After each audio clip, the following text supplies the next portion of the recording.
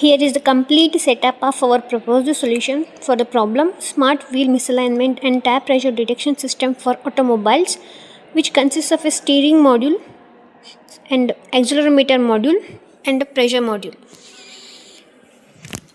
Here you can see the pressure module, which has pressure sensor, that is MPX5700AP, and here is the silicon tube.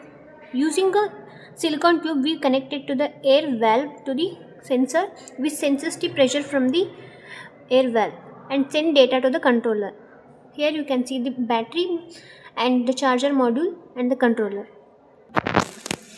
This will be the ADXL345 module, which has the sensor ADXL345 connected to the wheel hub of the vehicle. Then we have battery module, and this will be the controller, and this will be the charger module.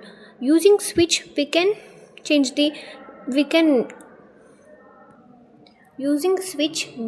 switch on or power on all the modules. This will be the steering module of the proposed solution, which consists of a steering sensor AX5600, and this will be the magnetic rod.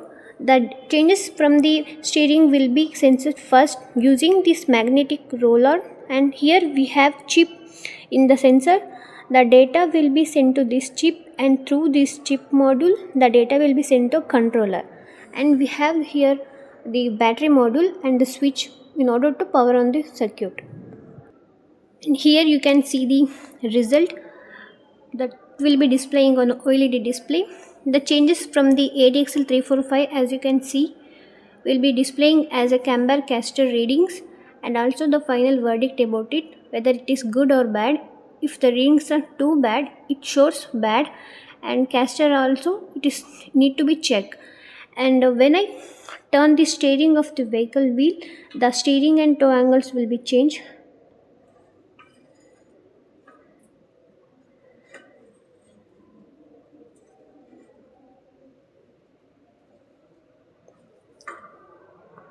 Based on the readings, the final verdict will be made.